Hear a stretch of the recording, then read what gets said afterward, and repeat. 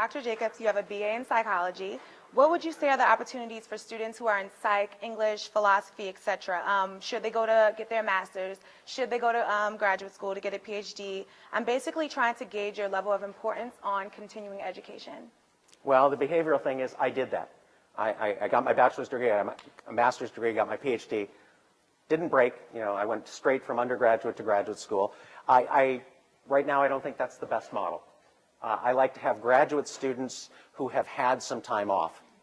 They've gotten some perspective, they've done something else. They're coming back to graduate school because they want to, not because they don't have anything else to do. So that's important to me, a year or two off. And if you look at the MBA programs around the country, especially the top MBA programs, they don't want to talk to anybody. They don't want anybody in their incoming class who hasn't had 3 to 5 years of business experience or more. I think that's a good model. I think it's a very nice model to follow. You don't have to. If you really want to be a researcher, you're really ready to go to graduate school, by all means go to graduate school. But there are opportunities for undergraduate, bachelor's level, liberal arts students to go to work for all sorts of positions. They can be positions with consulting firms. They can be positions with insurance companies, with financial organizations. You have to sell yourself. And background is less important, what your major was, as your ability to communicate. You can talk to every employer that steps up on this campus, and they will tell you, if you can communicate, you've cleared the first hurdle. If I can present you to people in my organization, and if I'm a consulting firm, to some of my clients, and feel good about you being in front of them, you've cleared the second hurdle.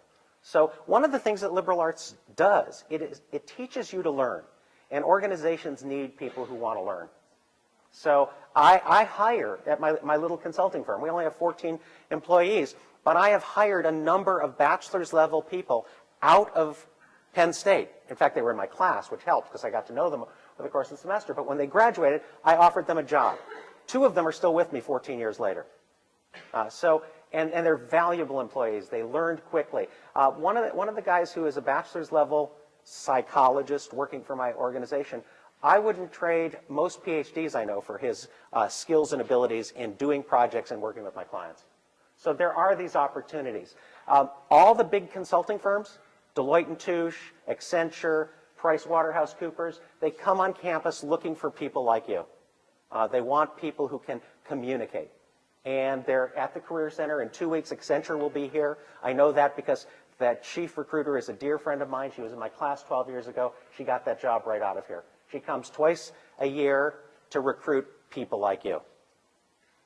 So what is your opinion on working for someone versus starting up a business, and any advice you could provide? Let me give you a little background on that. I came here in 1979 as an assistant professor. And as I told, if we were going through a real slideshow, one of the things I would say is it's the best job in the world, being a professor at Penn State. But I got a little antsy in 1980, 81 for a couple reasons. I didn't want to just do research here at Penn State. I wanted to work in the business community. And believe it or not, when I came here in 1979, my salary was $18,000 a year, not a month, a year. I had 2 kids, I had a house, and I didn't like being that poor. So I started this little consulting business with my colleague Frank Landy. We built it up and built it up and built it up, and lots of people were coming to us, and we were making money and having fun. And in 1998, so fast forward 18 years or so, 1998, a big consulting firm in the UK came to us and said, you guys are really cool. We want to buy your firm. I said, great, make me an offer. And they made me an incredible offer, and we took it. And then I had to go to work for them. And I worked for them for 6 years. And then I bought the State College business back from them. And it was the American dream, you know, sell high, buy low. So I sold it them for a lot. They gave it back to me for very little. It was fantastic. One of the reasons I did that was I hated having a boss. And the question, now that I get back to it, is it better to work for someone else or try and start your own business? It's hard to start your own business. You have to have something that you want to sell. And you have to have something you believe in. And more importantly, you have to have something that other people want to buy. So if you can do that, great. But if you're starting your own business, a little secret about Landy, Jacobs and Associates, that was the first consulting firm, Frank Landy and I landed a contract with a company called PPG Industries. You probably know about them. They make glass in Pittsburgh. and they used to be called Pittsburgh Plate Glass. That's what PPG comes from. They gave us a huge contract for $25,000 to do this project that we should have charged $225,000 for, but we were dumb. We were new. We didn't know what to do. We took that $25,000. We each took $1,000, big salary, and we put $23,000 away to fund the business for as long as we could fund it with that $23,000. So you have to be prepared, if you're starting a business, to lose money for a while, because you will. Thank you. You're also involved in various professional organizations. Being heavily involved yourself, how vital do you believe it is to participate in professional organizations and on-campus organizations that are related to your field of study? That's absolutely critical. I'm involved in several professional organizations and some volunteer organizations that aren't part of my professional life. And everybody talks about networking. This is one way to do it. I'll be going in April. I'll go to my professional meetings. I'll give a couple of talks. But the reason I really like going there is I get to see people I like. I get to meet people I don't know who are in the field.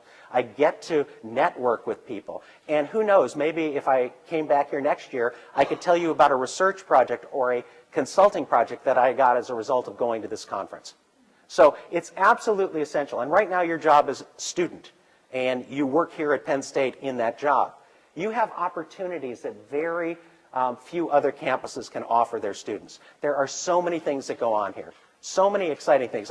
I heard Jack ask you about Thon, and lots of you are involved in Thon. That's one, and of course it's one of the biggest. Lots of people get involved in Thon, but there are tons of other things to get involved with. How many of you ride bicycles for fun? Boy, that was a lousy question. I do. I mean, there's a cycling club. How many of you like to hike? All right, there's a hiking club, an outdoors club. There's a fishing club. There's everything you might want to do represented here on campus. So getting involved in that gives you an outlet of people who are similar to you, and it gives you an opportunity to make some new contacts that will ultimately, if nothing else, you'll be having fun, but probably help you somewhere along the line. So absolutely essential.